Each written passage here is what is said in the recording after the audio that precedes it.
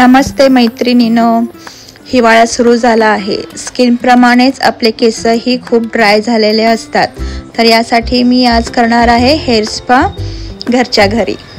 तर चला बघूयात। मग हेअर स्पा करण्याआधी केस धुवून घेतलेले आहे आणि त्या दिवशी कंडिशनर नाही लावायचं।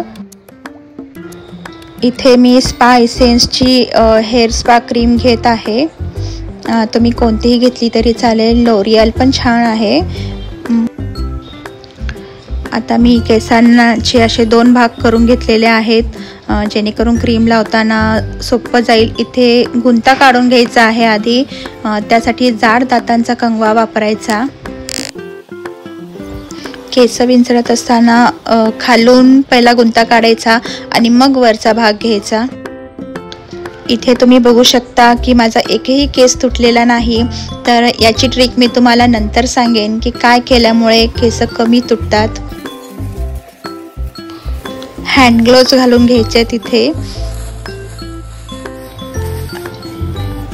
आता इथे एक एक असा पार्ट करून घ्यायचा केसांचा आणि थोडासा पार्ट मध्ये आपण क्रीम लावणार।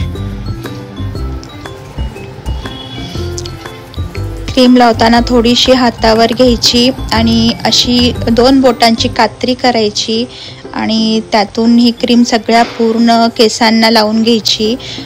अशी 2 बोटांची कात्री करून जर आपण क्रीम लावली तर प्रत्येक केसाला ही लागली जाते आणि मुळापासून शेवटपर्यंत लावून घ्यायचंय क्रीम। अशा प्रकारे हे छोटे छोटे पार्ट्स करून सगळीकडे ही क्रीम लावून घ्यायची आहे केसांमध्ये।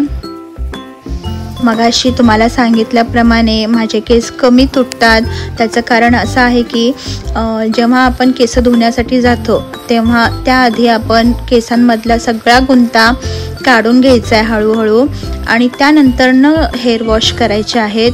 असं केलं तर तुम्ही केस धुतानाही तुमचं केस गळणार नाहीत आणि त्यानंतरनंही केस विंचरताना अजिबात गळणार नाहीत। केसांमध्ये ही क्रीम लावताना मुळापासून खालीपर्यंत असा मसाज करायचा केसांना त्या क्रीमने। प्रत्येक पार्टमध्ये 2 ते 3 मिनिट मसाज करायचा, जेणेकरून ती क्रीम पूर्ण त्या केसांमध्ये ऑब्झर्व व्हायला पाहिजे। सगळ्या पार्ट्समध्ये क्रीम लावून झालेली आहे। अशाच प्रकारे मी ही दुसऱ्या पार्ट्सलाही त्या केसांमध्ये सगळी क्रीम लावून घेतलेली आहे।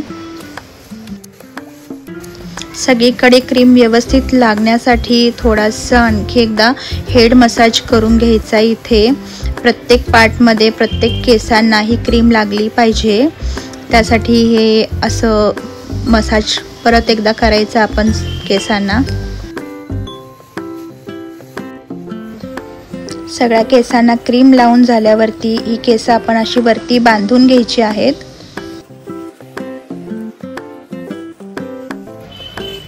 ग्लोव्हचं काम झालेलं आहे, आता ती काढून टाकायची।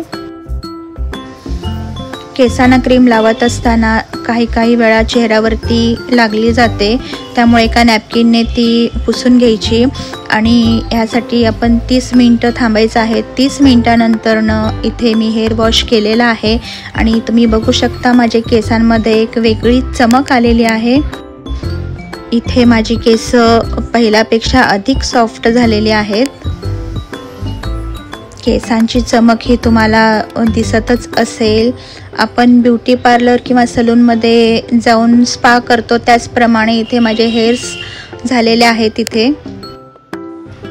हिवाळ्यामध्ये महिन्यातून कमीत कमी 2 वेळा तरी स्पा करण्याची गरज असते।